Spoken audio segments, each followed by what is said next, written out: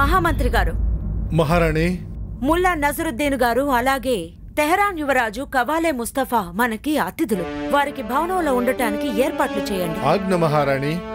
మహారాణి గారు, మీరు పకీర్ల దగ్గర ఏమి లాక్కుంటారు? మా గురించి మీకు అన్ని విషయాలు తెలుసు కదా.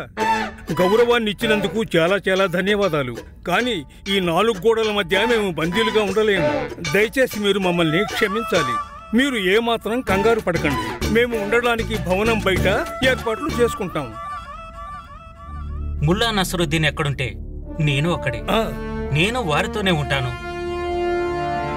నాకిప్పటికీ అనుమానంగానే ఉంది. ఇది ఖచ్చితంగా వీళ్ళిద్దరి పన్నాగమయ్యుంటుంది. మహారాజు లేని సమయంలో నేను వీరిని విజయనగర సామ్రాజ్యాన్ని అపహరించనివ్వను. యువరాజా, పదండి, వెళదాము. ఆగండి మహారాణి చిన్నాదేవి, వీరు మన అతిథులు. వీరు ఉండటానికి కావలసిన సౌకర్యాలు నేను చూసుకుంటాను. మీరు చింతించకండి. అలాగే మీరే చూసుకోండి. మేము ఉండటానికి కూడా ఏర్పాట్లు చేసుకోవాలి. ఎందుకంటే మహారాజు యువరాజు కాలావే ముస్తఫాకి రాసిచ్చారు కదా. సరిగ్గా చెప్పారు గురువర్య. ఈ బాధ్యతను మీరే తీసుకోండి. అలాగే. వీరికి మర్యాదల్లో ఎలాంటి లోటుపాట్లు చేయకండి.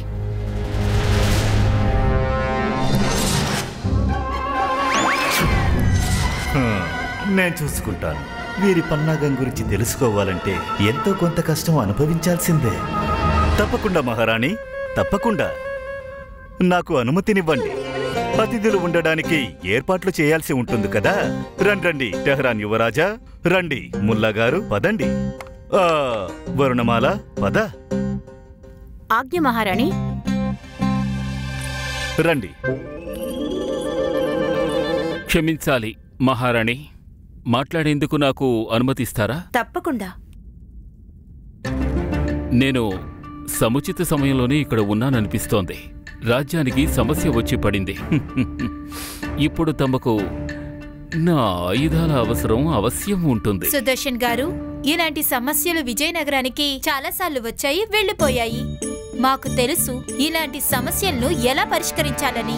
కానీ నేనొక విషయాన్ని విన్నవించాలి. ఒకవేళ 2 రోజుల తర్వాత తమరిరువురు ఈ సింహాసనంపై ఆసీనులై ఉంటే అప్పుడు నేను నా ఆయుధాల గురించి తమతో సంప్రదింపులు జరుపుతాను.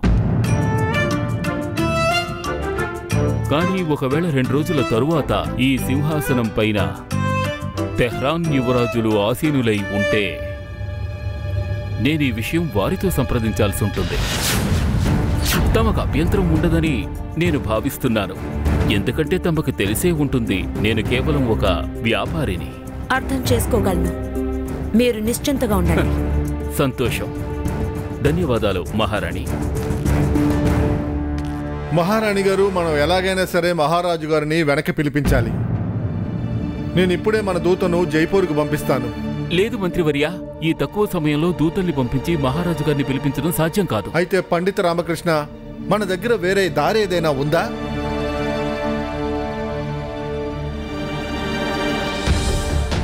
అంతా అగమ్య గోచరంగా ఉంది. ఈ సమస్యకి పరిష్కారం ఏమిటి?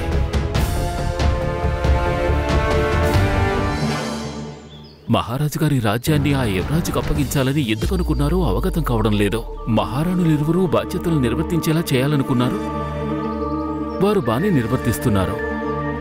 మరి ఈ అవిశ్వాస పత్రాన్ని ఎందుకని పంపించారు? నన్ను క్షమించాలి పండిత రామగురు గారు, నేను వెనకబడిపోయాను. నాకేమనిపిస్తుందంటే మహారాజు గారికి కుటుంబం, రాజ్యం మీద ఆసక్తి లేనట్టు ఉంది. ఎవరికి తెలియకుండా ఆయన సన్యాసం పుచ్చుకున్నారేమో. అందుకే ఆ రాజ్యభారాన్ని లిఫాఫా కమాల్కి అప్పగించేశారేమో. కమాలీ ముస్తఫా. కలామే ముస్తఫా. కమాలీ ముస్తఫా. ఏదో ఒకటిలేండి, అతని పేరు ఎంత విచిత్రంగా ఉంది. అలాంటి పేరున్న వారికి రాజ్యం ఎలా అప్పగిస్తాం? ఇవ్వాలనుకుంటే మీకు ఇచ్చి ఉండొచ్చు కదా. ఆ తర్వాత రాజగురువు తతాచార్యుల స్థానాన్ని మీరు నాకు అప్పగించుంటారు. ఇద్దరం ఎదురెదురు కూర్చుండే వాళ్ళు ఎంతో ఆనందంగా ఉండేది. శాంతించుమని. శాంతించు. ఏంటి శాంతించు? ఆ తర్వాత తిండిపోతూ పొట్టిదని జీవితాంతం బందీగా ఉంచేవాడిని. గురువు గారిని దీర్ఘ సెలవు మీద పంపించేసేవాడిని. ఎంతో ఆనందంగా ఉండేవాడిని. మీకు సేవలు చేస్తూ ఉండేవాడిని. నాకు ఇంకేం కావాలి? తన నోరు ముయించరామా, లేకపోతే తన పీకకు చుట్టుకుని తన ప్రాణాలను హరిస్తాను. శాంతించు పిల్లగా, శాంతించు. కనీసం నువ్వైనా శాంతించు. అతను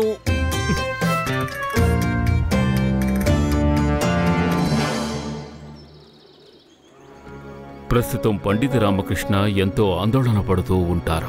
కమాలి ముస్తఫాకి రాజ్యాన్ని అప్పగించడం వెనుక ఉన్న రహస్యాన్ని తెలుసుకునే ప్రయత్నం కూడా చేస్తారు. నేను ఎందుకు ఇలా చేశానో తెలుసుకోవడానికి. చూస్తూ ఉండండి రామకృష్ణ.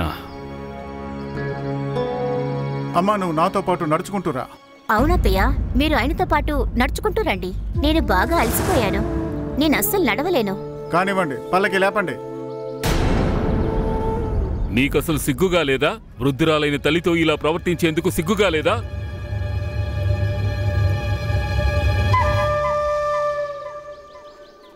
ఆవిడ ఏ స్థితిలో ఉన్నారో చూడండి.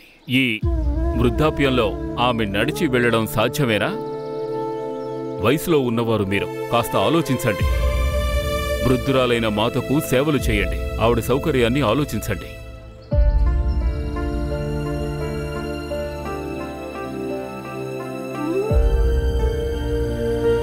క్షమించండి అత్తయ్య, మీరు పల్లకీలో కూర్చోండి. మేము నడుచుకుంటూ వస్తాము. సంతోషంగా ఉండు బాబు. భగవంతుడు నీకు దీర్ఘాయుష్ను ప్రసాదించాలి. కృష్ణదేవ మహారాజా, కాస్త మీ ఆవేశాన్ని నిగ్రహించుకోండి. ఆ దైవానుగ్రహం చేత తమని ఇక్కడ ఎవ్వరూ గుర్తించలేదు.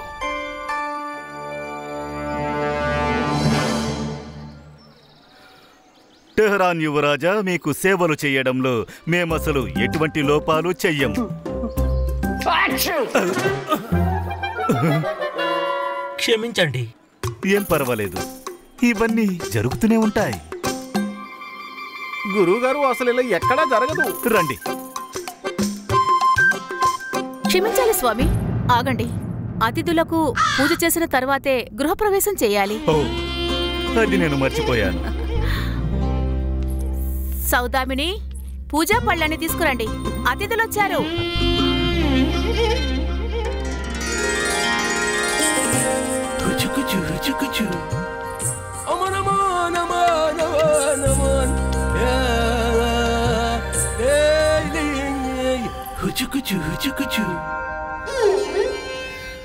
సౌదామిని, సౌదామిని గారు, ముల్లా నసిరుద్దీన్ గారిని మీరు ఇంతకు ముందే కలిశారు. వీరిని నేను మీకు పరిచయం చేస్తాను. వీరు టెహరాన్ యువరాజు బవాలే ముస్తఫా. కమాలే ముస్తఫా అండి. కమాలే ముస్తఫా, వీరు మన అతిథి. అలాగే మన విజయనగరానికి కాబోయే మహారాజు గారు కూడా. మన మహారాజు శ్రీకృష్ణదేవరాయల వారు తన రాజ్యాన్ని, అధికారాన్ని, భవనాన్ని, సింహాసనాన్ని అన్నిటినీ వీరికి కట్టబెట్టారు. అంటే ఇంకొక 2 రోజుల తర్వాత చతుర్దశి నుండి వీరే అవుతారు మన విజయనగరానికి సరికొత్త మహారాజు.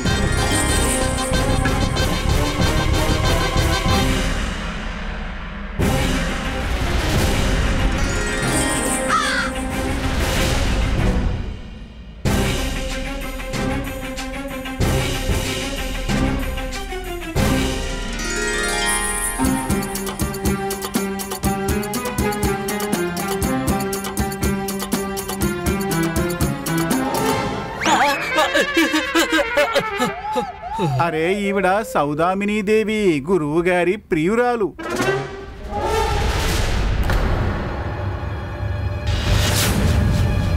తను అన్నదానికి అర్థం ఏమిటి అంటే సేవిక.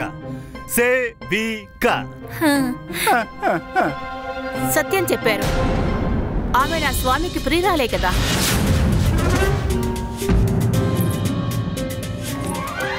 ఇది నా స్వామి యొక్క లీల. నా స్వామి అందరినీ ప్రేమిస్తారు. నన్ను, మిమ్మల్ని, ఈ సృష్టిలో అన్ని ప్రాణుల్ని. సౌదామిని గారు మనందరికీ భిన్నం కాదు కదా. ఇప్పుడు మీరే చెప్పండి, భక్తుడు భగవంతుడికి శ్రద్ధగా పూజ చేస్తే దానిని కూడా ప్రేమే కదా అంటారు. అలాగే సౌదామిని దేవి నా భర్తకు ప్రియురాలయ్యారు. సరిగ్గా చెప్పావు.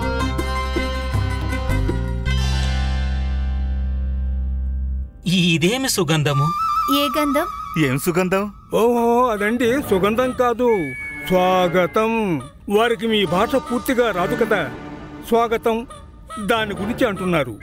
ఓ, ఇది మా రాజ్యంలోని పద్ధతి.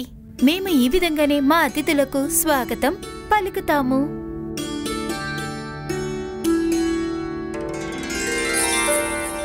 గులాబీ రేకులాంటి దానివి నువ్వు.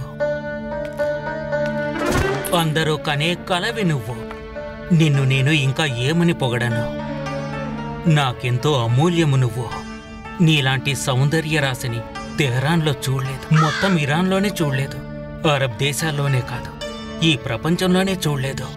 యువరాజు గారు, అది ప్రేమ గుడ్డిదని ఎందుకంటారో తెలియదు, కానీ నిన్ను చూశాకే నాకు అర్థమైంది. చూపులతో బాణాలు ఎలా వేస్తారో నిన్ను చూశాకే తెలిసింది. భలే యువరాజా, భలే. మీరు కవిత్వం చెబుతారని నాకు అసలు తెలియదు. నాకు కూడా తెలీదు ముల్లా నసరుద్దీన్ గారు. ఈవిడ్ని చూశాకే నాలో కవితలు పొంగుకొచ్చాయి. నా నోటి నుంచి బయటికొస్తున్న ఈ అందాన్ని చూశాక ఎవరికైనా సరే చాలా చెత్త కవిత. ఇప్పుడు మీరేమన్నారు? చాలా అద్భుతమైన కవిత. మీకేం వినబడింది? మీరిద్దరూ కూడా ఇలాగే పోటీలు పెట్టుకుంటూ ఉండండి. నేను మీకు ఆహారానికి ఏర్పాట్లు చేస్తాను. వెళ్దామా? రండి.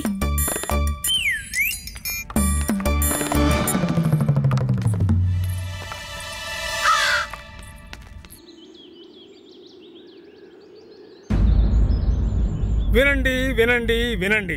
మీ అందరికీ ఈ విషయం గురించి తెలుసు. 2 రోజుల తరువాత యువరాజు కమాలే ముస్తఫా రాజ్యాధికారాన్ని చూసుకోవాలి.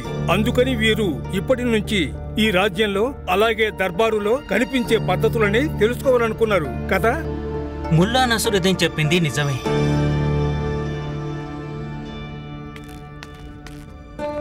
ప్రణామాలు మహారాణి. జైపూర్ నుంచి సందేశం వచ్చింది. మహామంత్రి గారు. చిత్తం.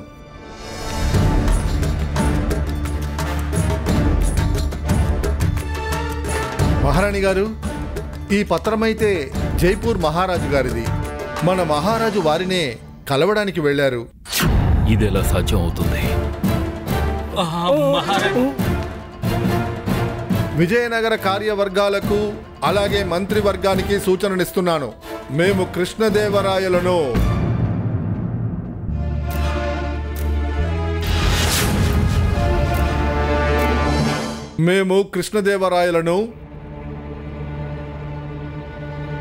బందీని చేశాము. ఏంటి?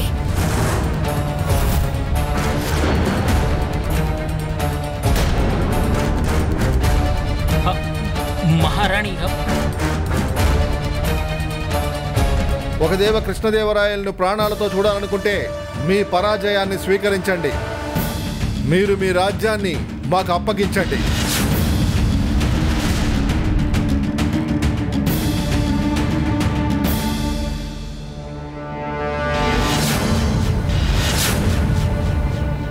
మహారాజా, లేదు.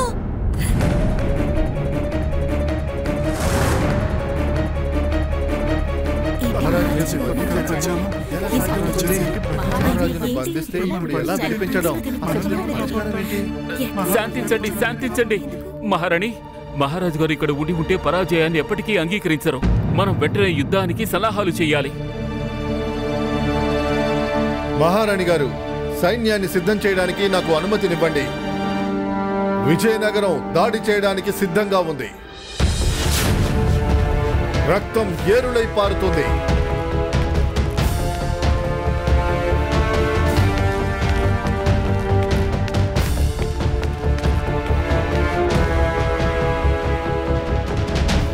ఇది అసంభవం.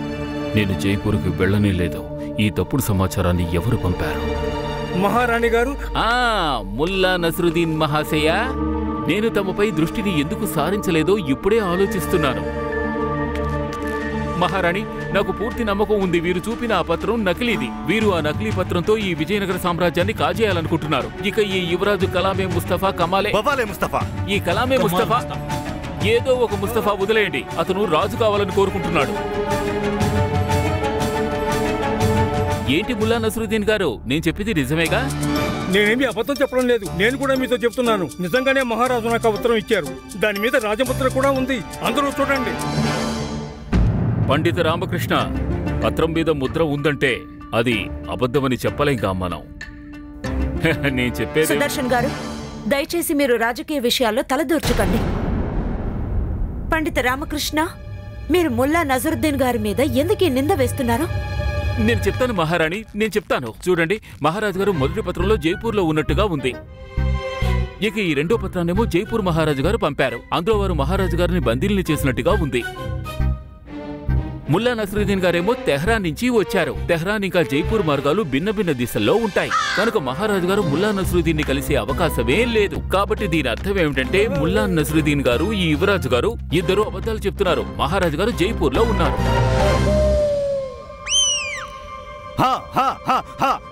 నాకు అదే అనిపించింది.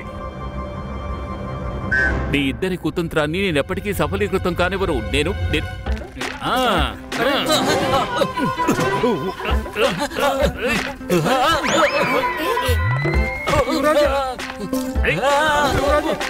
పండిత రామకృష్ణ, జాగ్రత్త! ఖడ్గాన్ని వదిలేయండి. మీకు ఖడ్గం కావాలా? ఇదిగో తీసుకోండి.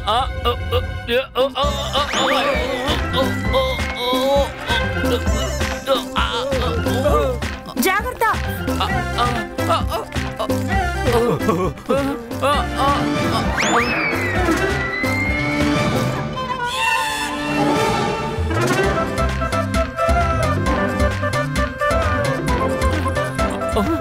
ఖడ్గాన్ని వదిలేండి. సరిగ్గా నిలబడలేకపోతున్నారు. లేదు, ఈ రోజు నేను ఇతన్ని వదలను. ఇలా చూడండి, దయ చూపండి, మీ కోపాన్ని అదుపు చేసుకోండి. పంతులు గారు మీరు ఈ పని చేయకూడదు. యువరాజు గారు కత్తిని వదిలేయమని చెప్తున్నారు. నేను ఇప్పుడే మీకు చూపిస్తాను ముల్లా నసరుద్దీన్ గారు. చెప్తాను.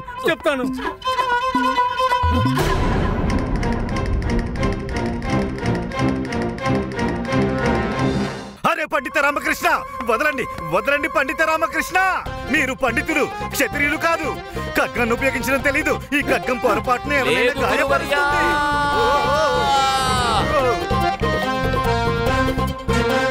ఇంత సమీపంలో ఉంటే గుడ్డివారు కూడా ఏమైనా చేయగలరు గురువర్యా. ఇప్పుడు నేనెంత? నిజం చెప్పండి, మీ ఇరువురి పన్నాగం ఏంటి? లేదంటే ఇప్పుడే నేను మీ ఇద్దరిని సంహరిస్తాను. అరే పండిత రామకృష్ణ గారు, మీరు వదిలేయండి. ఇక్కడి నుంచి అంతా నేను చూసుకుంటాను. అరే కోత్వాల్ గారు, మీరు వదిలేయండి. మీకు అసలు ఏమీ తెలీదు. అది మీకు కూడా తెలిసిపోయిందా? ముందు దీన్ని తీసేయండి. అరే ఖడ్గాన్ని వదలు, లేదంటే నీ చెయ్యి విరగొడతాను. లేదమ్మా, ఈ రోజు నేను ఎవరు ఏం చెప్పినా వినిపించుకోను. పండిత రామకృష్ణ, అరే ఇతన్ని ఎవరో ఒకరు ఆపండి. నేను ఏదో ఒకటి చెయ్యాలి. నేను వస్తున్నాను పండిత రామకృష్ణ. వదిలేయండి. వదలండి. నన్ను వదలండి.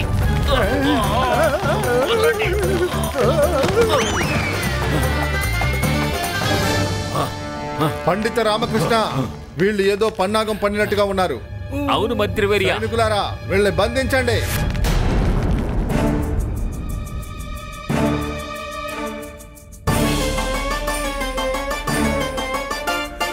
ఇప్పటికే గందరగోళం మొదలైంది.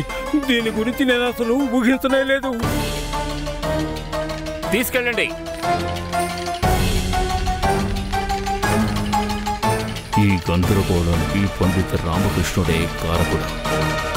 చూస్తుంటే నా పన్నాగం విఫలమయ్యేలా ఉంది. యువరాజు భయపడి నిజం చెప్పేస్తారేమో. అరే నన్ను వదలండి, నేను నిజం చెప్పేస్తాను. యువరాజా, నేను నిజం చెప్పేస్తాను. మహారాజా, మీరింకా మౌనంగా ఎందుకున్నారు? ఇప్పటికైనా నిజం చెప్పండి మహారాజా. మేం కారాగారం వెళ్లకుండా అడ్డుకోండి. మహారాజా మాట్లాడండి. మహారాజా కృష్ణదేవరాయ ఏదైనా మాట్లాడండి.